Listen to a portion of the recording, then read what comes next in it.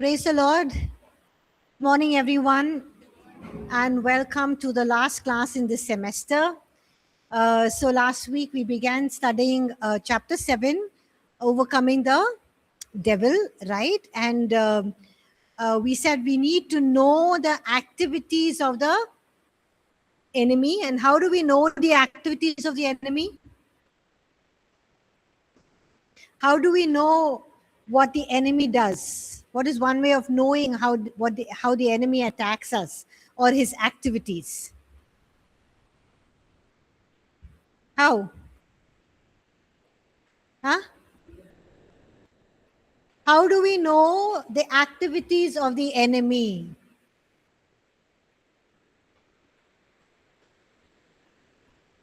Please look at your notes, even if you have not read it. What were we discussing last week? How do we know the activities of the enemy? Huh?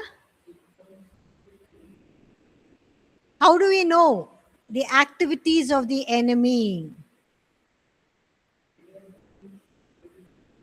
Huh?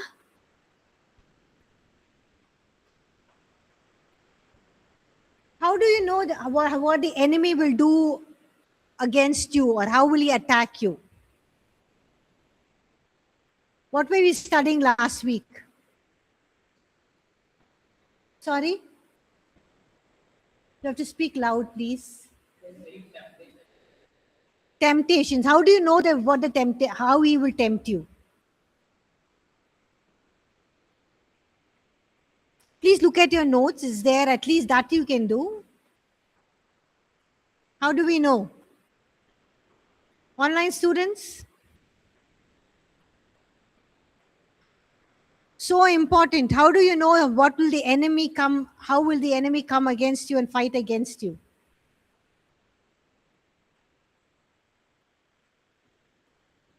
Look at your notes. It's there.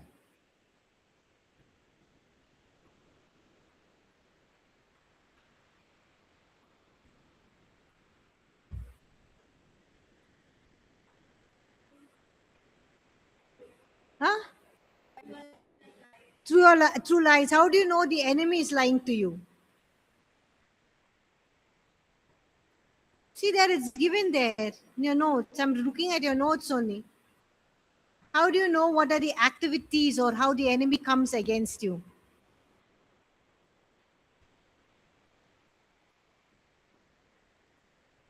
What were we studying last week when we ended class? Online students. What were we studying last week?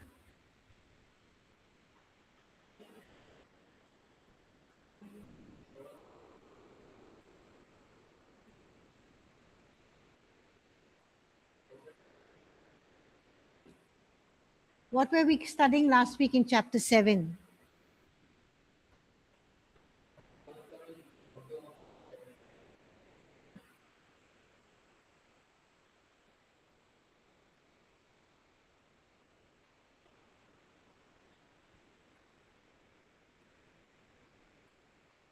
Please look at your notes and answer me. Until then, I'm not going. Unless I'll take the second period also.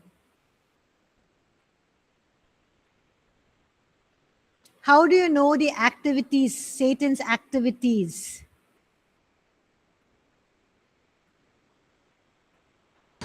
Ma'am, the enemy will kill, steal, and destroy.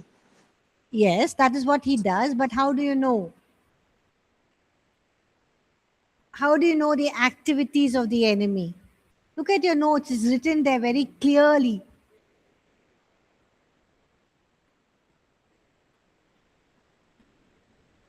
What were we studying last week before we ended class?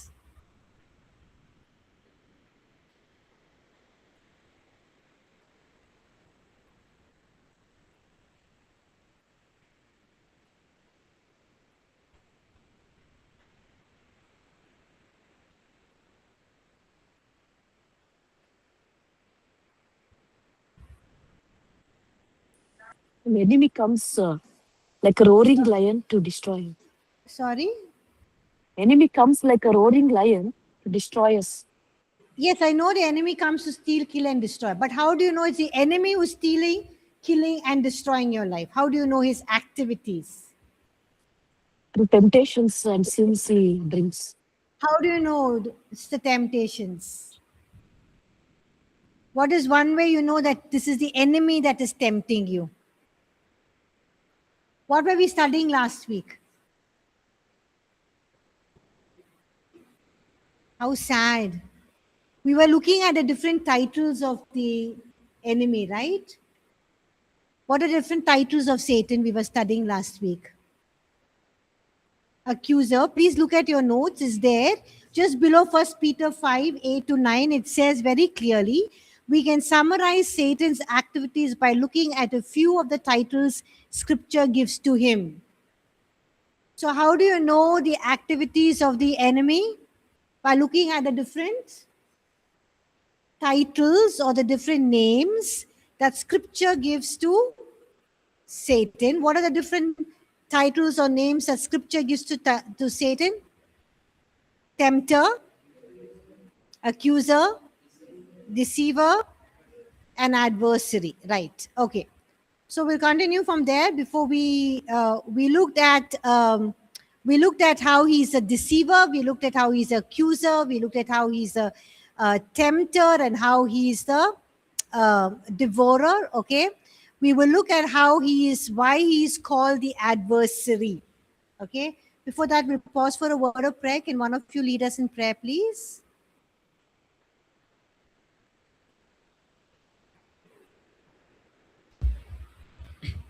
Let's pray.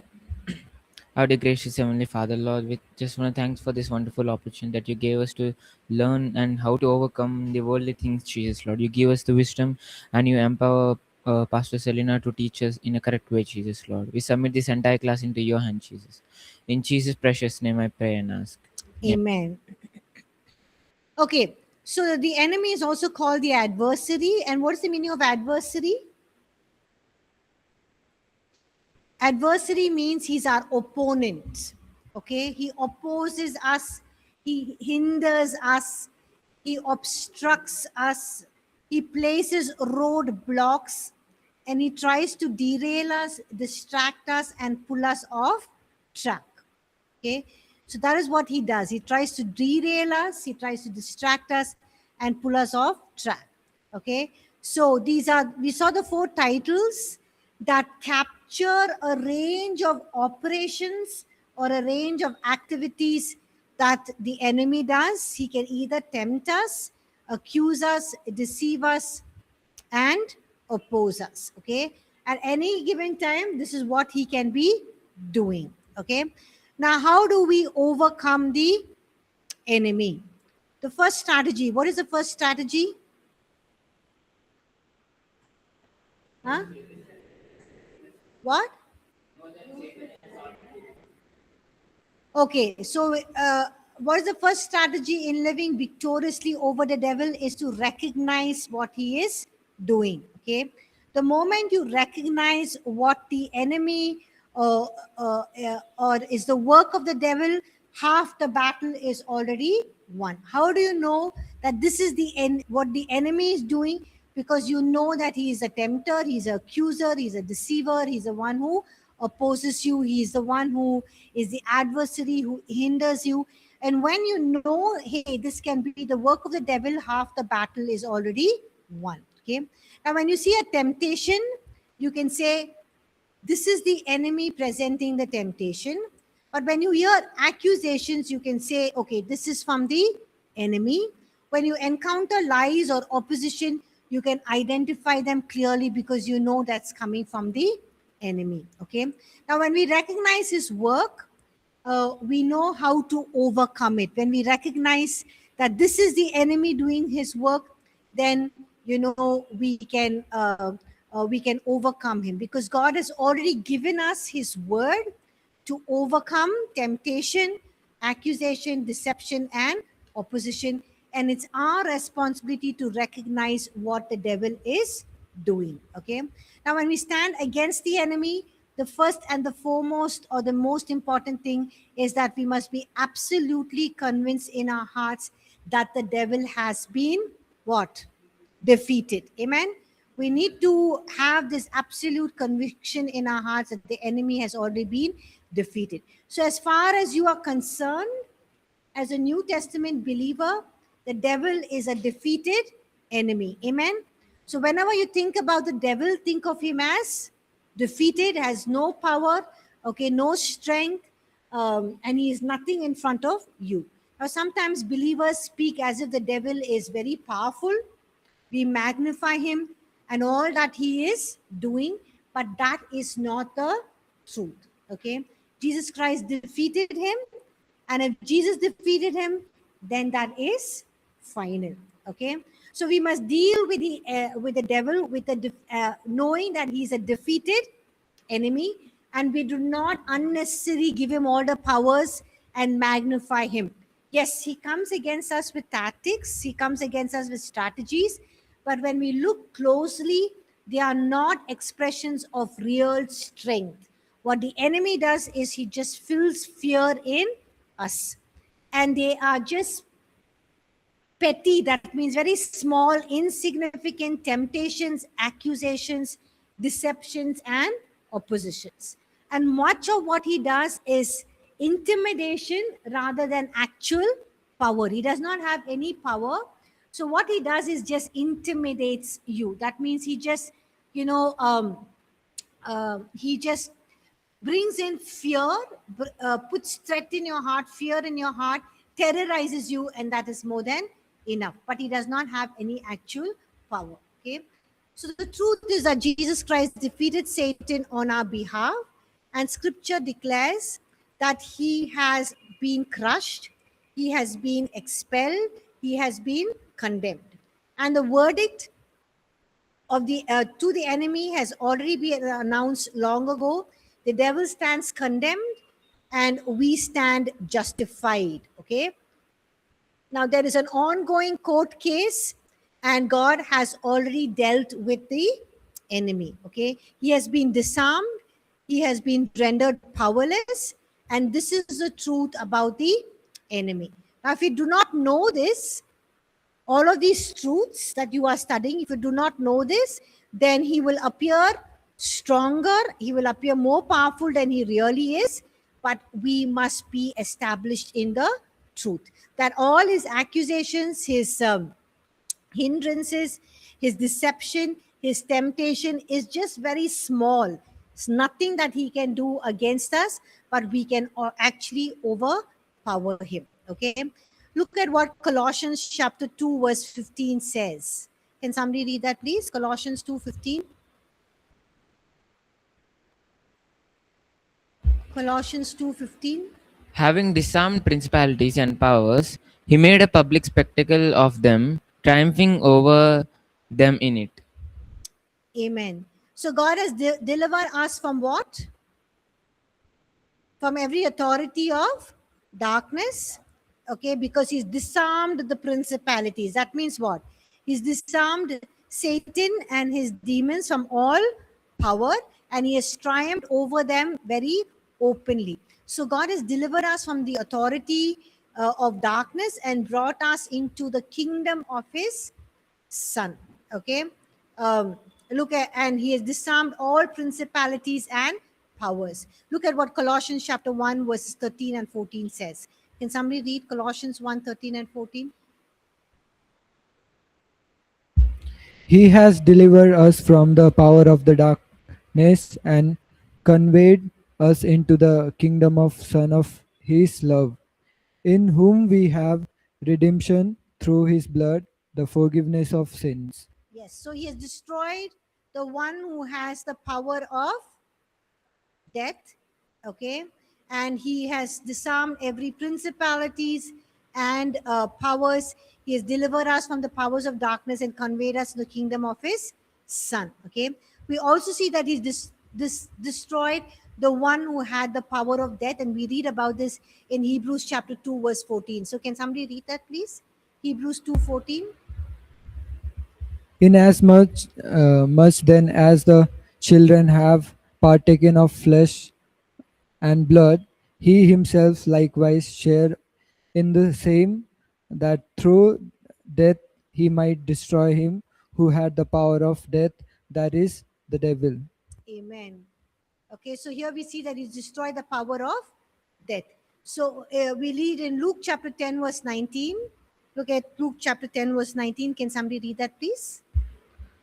Behold, I give you the authority to trample on serpent and scorpions and over all the power of enemy, and nothing shall by any means hurt you. Yes, so he's given us authority to do what? To trample on serpents and scorpions and over all the power of the enemy. Okay, look at what Romans chapter 16, verse 20 says. Give it to the ladies, please. Let them read. Anusha, can you read quickly, please? Romans 16:20. And the God of peace will crush Satan under your feet shortly. The grace of our Lord Jesus Christ be with you. Amen. Yes. So, what does the scripture says here? That God will crush Satan where? Underneath our feet. That means he's given the authority and the power to crush Satan because Satan is already defeated. Okay, and the grace of our Lord Jesus Christ is with us, and now we can walk in that victory because Jesus has already crushed Satan underneath our feet. Amen. So therefore we must never boast about what the devil is doing. Now, sometimes believers speak constantly about how the devil is attacking them through people, through circumstances, and they make the devil seem more powerful than God is, or maybe they seem to make the devil very, very powerful than we ourselves as believers are. But where is Satan? Underneath our feet, right? We have authority over him. But sometimes, we just boast about what the devil is doing, and sometimes we speak constantly about how the devil is attacking us through people and circumstances, and we make him seem very, very powerful. Yes, he may come with temptations, he may come with accusations, deceptions, and oppositions, but we know his strategies, right? And we know that he's already defeated. And where do we stand? Where do we stand? We know Satan is defeated, but where do we stand? Where are we standing? Or how are we standing? Triumphant in a place of victory. Okay, so we know he is defeated and we need to walk in victory. The second thing is we need to be aware of his tactics. Okay, so Paul writes that we should not be ignorant of Satan's devices. Okay, we already looked at all the names of the enemy, so we know how he comes against us. Okay, but we should not be ignorant of Satan and his tactics. Look at what 2 Corinthians chapter 2 verse 11 says. Can somebody read that? Lest Satan should take advantage of us, for we are not ignorant of his device. Yes, we should not be ignorant of his devices. Okay, but if we remain ignorant, or if we do not understand how he operates, if we do not know his schemes and strategies, then what will happen? What will happen if you do not know Satan's schemes, strategies, and how he operates? Sorry? We'll fall to sin, yes. What else? What happens if you do not know Satan's schemes and strategies? Yes, he takes advantage of us. The devil will gain advantage of us. But when we know his strategies, he will lose that advantage. Okay. And we also can know how to resist them. Okay. We've already seen that his main approaches are temptation, accusation, deception, and opposition. But how does he carry all of these out? Okay. So we look at how he carries these out. The first thing he does is he plays mind games. Right? He plays mind games. He looks for open doors and he tries to enter in. Now, when he plays mind games, he works through our thoughts, our imaginations, our arguments, and our reasonings. And he introduces fear, accusations, and lies into our mind. Now, that is why we need to be very, very discerning of our thoughts. What are the thoughts coming into my mind? If it's not a right thought, that's why the word of God says, whatever is true, whatever is right, whatever is noble, whatever is pure, if anything is lovely, admirable, excellent, praiseworthy, think about such things, right? So if a thought comes to your mind, you need to ask yourself, is this thought true, right, noble, pure, lovely, admirable, excellent, praiseworthy? If it's not, you discard it, right? So all that the enemy does is not come against you with power, because he has no power. He comes against you with just a small lie or a small thought that's enough to create panic and accuse you and fill your minds with lies and work through your thoughts, your imaginations, and your arguments. Okay. So we need to understand that not every thought that enters our mind is from God. We must recognize when a thought is from God, so you accept it. When a thought is from the enemy, and you reject it. How do you know a thought is from the enemy? Huh? How do you know a thought that comes into your mind is from the enemy? He will speak against you, okay? How do you know that a thought that comes into your mind is from the enemy? How will the thoughts be?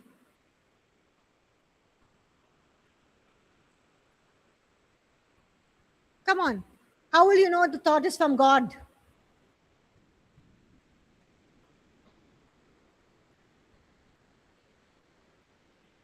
How do you know a thought is from God? That this thought is from God. It is Okay, pure and good.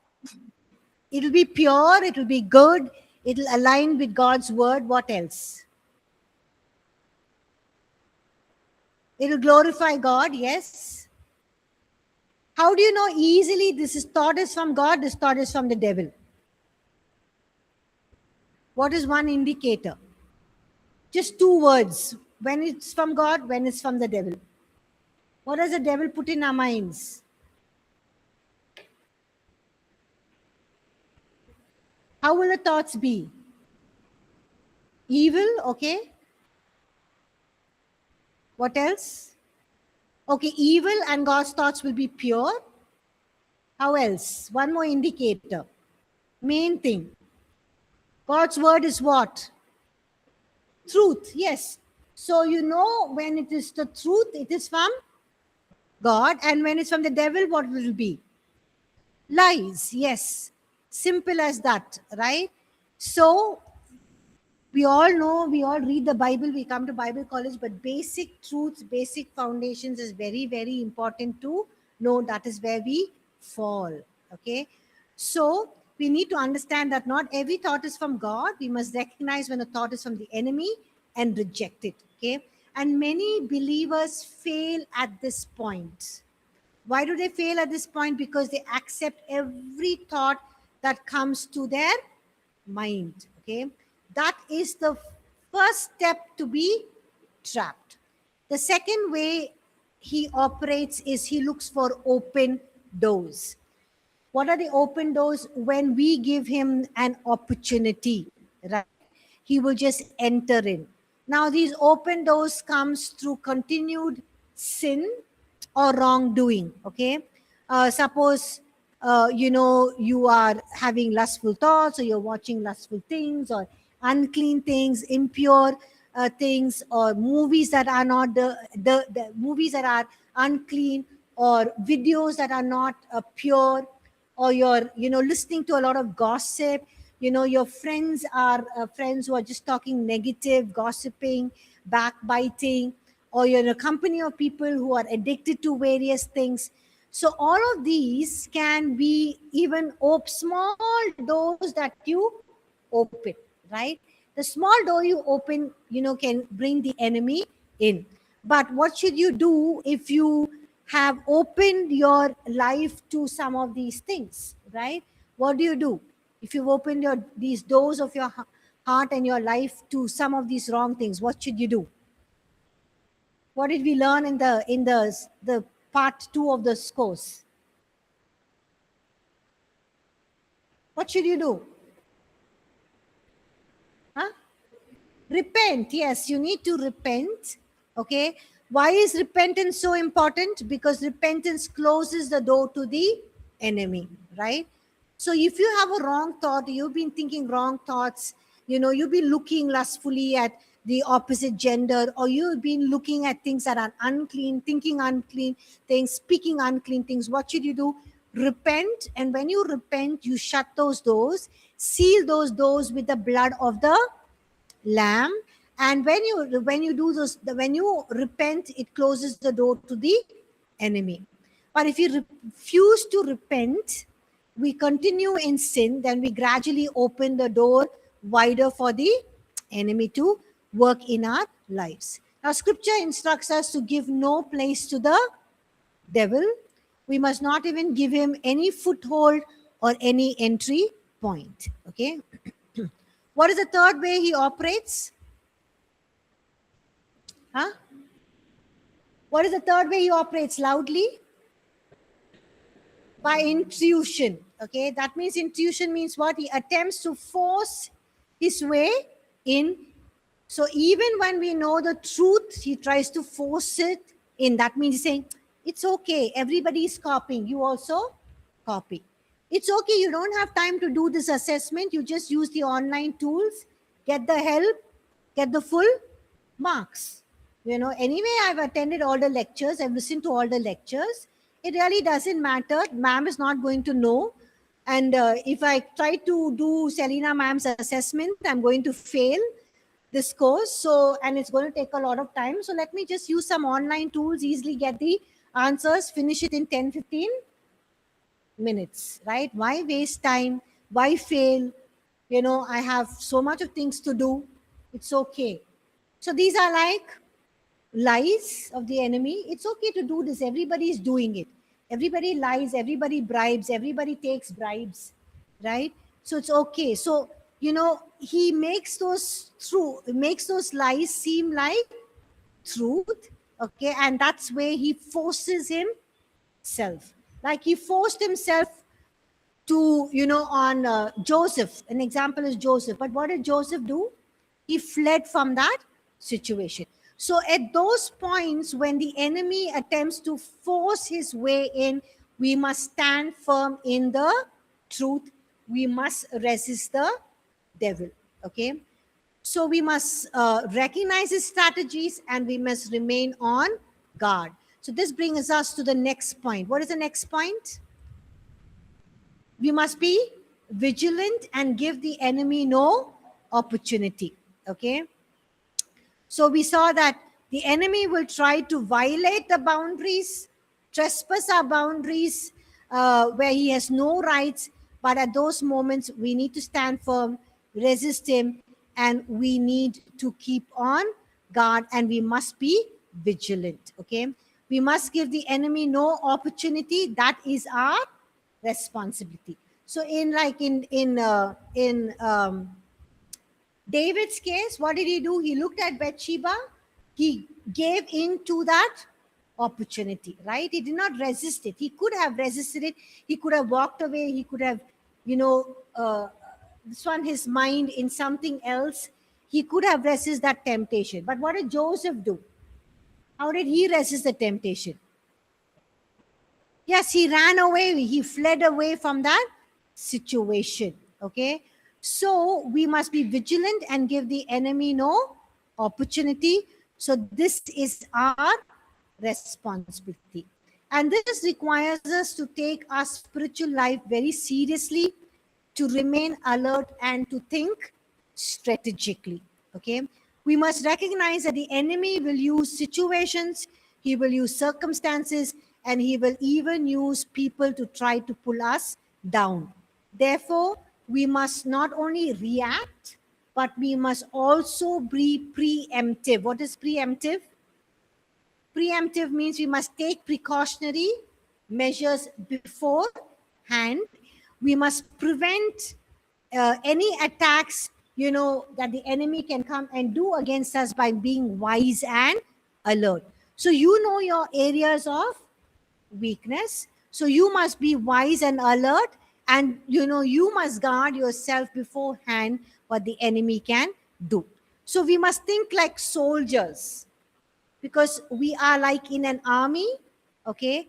And when the armies go to war, they do not go and then think of strategies. They already think of strategies beforehand, right? If you read the Old Testament, you will see that God already gives them strategies or plans. They make plans and strategies on how to engage the enemy. So we need to act wisely, okay? Because we're living here on this earth, but we can overcome and we can live victoriously over the enemy. Why can we live victoriously over the enemy? Why can we live victoriously over the enemy, and why can we overcome the enemy?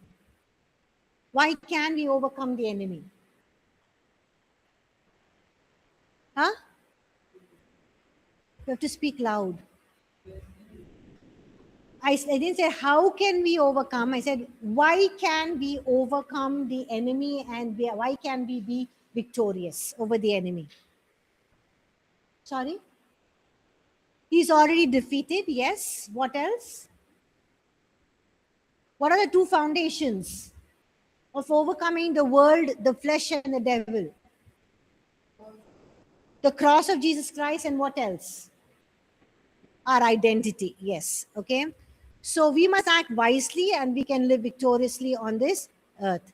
Look at what Jesus said in John chapter 14, verse John chapter 14, verse 30. John chapter 14, verse 30. Can somebody read that? I will no longer talk much with you, for the ruler of this world is coming, and he has nothing in me. Amen. So look at what Jesus says. The ruler of this world is coming, and he has nothing in me. Now, this is a powerful statement that Jesus is making. He's saying the devil was present, the devil was active and attempting to work in Jesus's life, yet Jesus declared that there was nothing in him that the enemy could access. Now, why do we say that Jesus was able to overcome all the temptations, even though he was fully human? Because this is the answer. He says, the ruler of the world is coming, and he has nothing in me. That means Jesus had no open doors, no areas of sin, and that is why the enemy could not access into his life. So no foothold, no entry point, nothing to claim, because Jesus knew his identity, the Father. He knew what is the will of the Father, what he came to accomplish, and he was focused on that. So, this is how we need to live, right? Just like Jesus lived. The devil may be around us. He might attempt strategies, but we can say, you have nothing in me. That means, hey, enemy, you have no access point in me, no sin. I am not looking, my eyes are not looking at anything that is unclean, impure. My ears are not listening to anything that is unclean, impure. My mouth is not speaking anything that is unclean, impure. My heart is not towards the desires or the things of this world. My heart is set on the things of God, and hence there is no access point, there is no foothold. Okay. Now, Paul reinforces this in Ephesians chapter 4, verse 27. What does he say in Ephesians chapter 4, verse 27? Give no place to the devil. Okay. In the original language, this means do not give the enemy even a small, a small place for him to keep even his toe or his one, little foothold in your life, not even a place to put his foot down in your life. Now we need to live with that mindset, that we can eliminate many we can fight against the enemy is destroyed, and when we are victorious, and we are standing on guard, and we know his strategies. When we do that, we can overcome many battles even before they begin. The enemy will be very, very scared of you, will not even come near you, because he knows there is no entry point. Okay. So some of us are constantly fighting, battling the enemy in multiple areas of our lives. And we're saying, oh, the enemy is coming against me, he's attacking me, and he's causing this, he's doing this, as if to say the enemy is so powerful. But actually the problem is in our own lives. We have given him multiple entry points to enter in, and that is why he's making havoc in your lives or in my life. So if he sees all the doors shut, it's like a robber. When he comes to steal your house, he goes to the back door, side door, front door, terrace door, balcony door. Everything is tightly shut. There's no way the robber can come in and create havoc and take away, steal, kill, and destroy your life. But all of us say, oh, the enemy is coming and stealing my peace.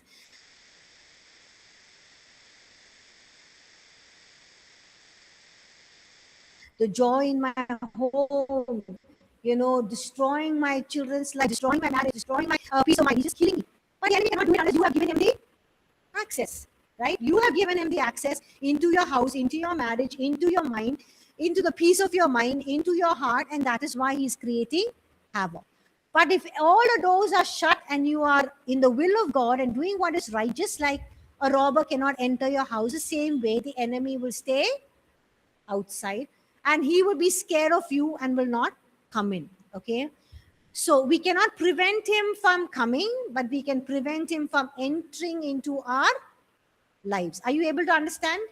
The enemy will come to steal, kill, and destroy, but we must prevent him from entry.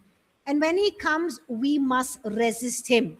Not be like David, but be like Joseph. And this requires that every area of our life be kept in submission to the Lord. Okay. We will feel pressure from the flesh, the world, and the enemy, but we must remain committed to holiness. Okay. And our words also play a very, very important role. We need to be very careful what we speak, how we speak, and our words should align or reflect the truth in God's word and our allegiance to God. We must also guard against strife. We must also guard against envy and selfish ambition. Okay.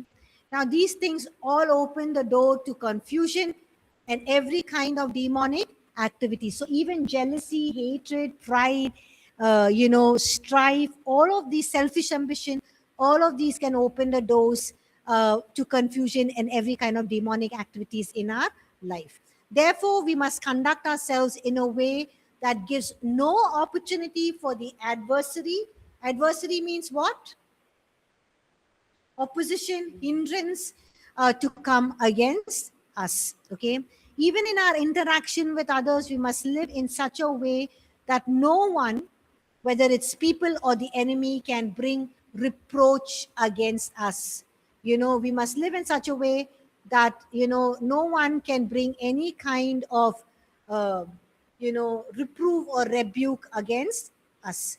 So what does this require? This requires us to be vigilant, to be wise, and to be intentional in the way that we live. Intentional means live according to God's ways, his truth in his word. Okay. And we must think strategically, think like a soldier, anticipate, know beforehand what the enemy can do, and prevent what the enemy can attempt to do in our lives. Okay. Now, God has not left us without help.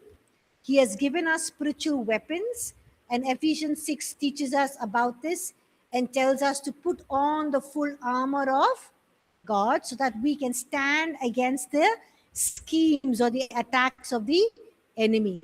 So what is the weapons of our warfare? Helmet of salvation, the breastplate of righteousness, okay, the belt of truth, the shield of faith, the sword of the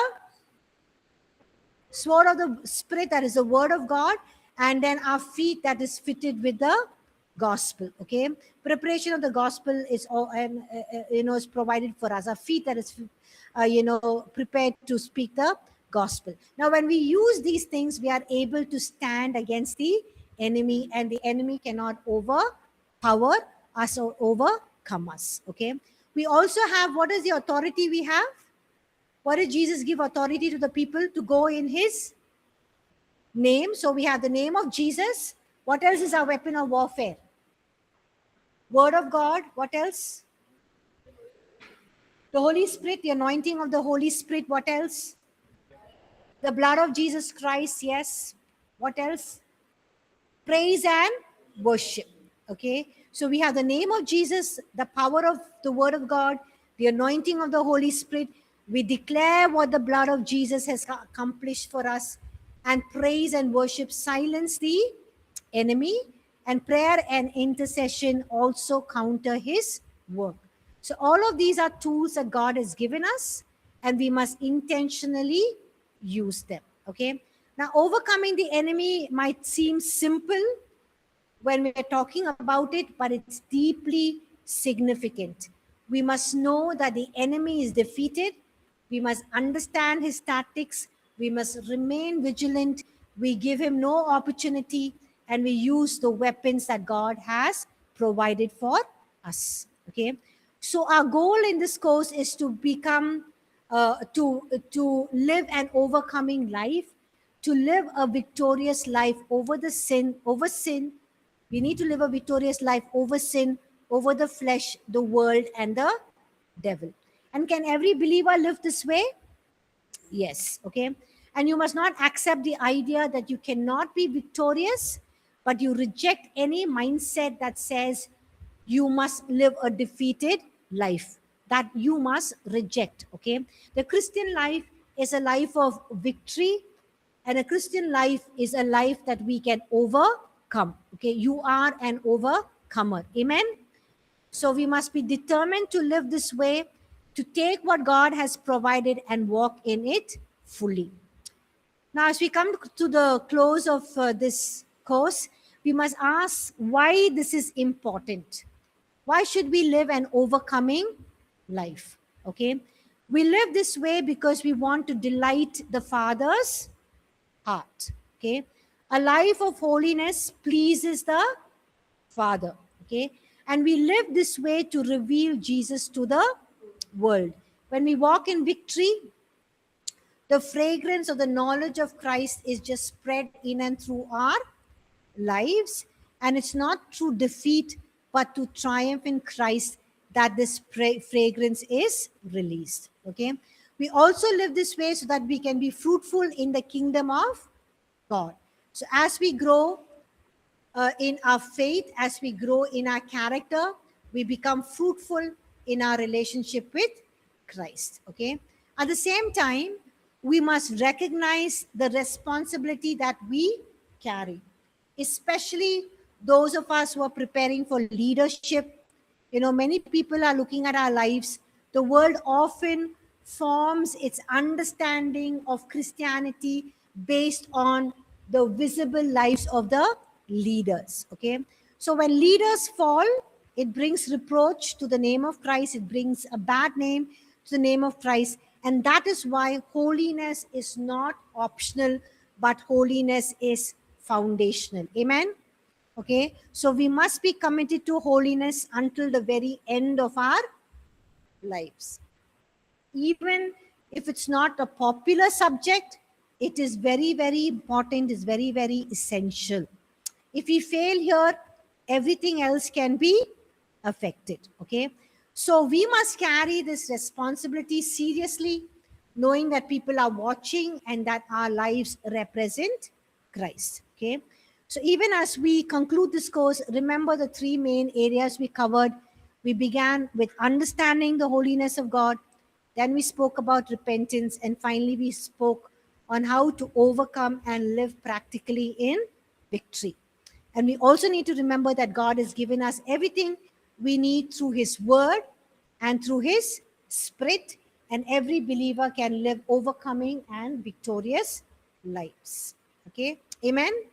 And all of us who are believers, we are leaders, people are looking at us, we are a royal priesthood, a holy nation, a people belonging to God.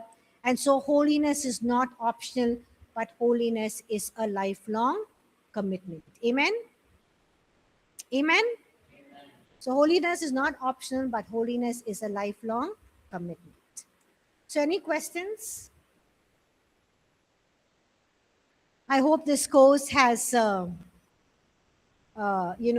in you a passion, a desire for holiness, and given you a better understanding of that you are an overcomer, that you can live victorious lives, and that you can overcome the flesh, the world, and the devil, and also how you can, do that by one way is through repentance and,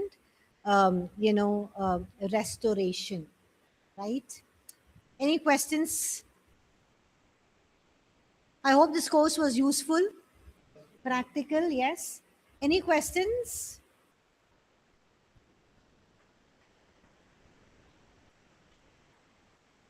Okay, if there are no questions, thank you all for joining the course on holiness. And my desire is that all of you will grow in this, the truths that you have learned, these truths that will become so foundational, so grounded, and that you would walk in these truths, live in these truths, live a life that is holy and honoring in God's sight, because He's done so much for us. He's given us so much. He's brought us to this high level, and don't fall and don't break His, we should not break His heart.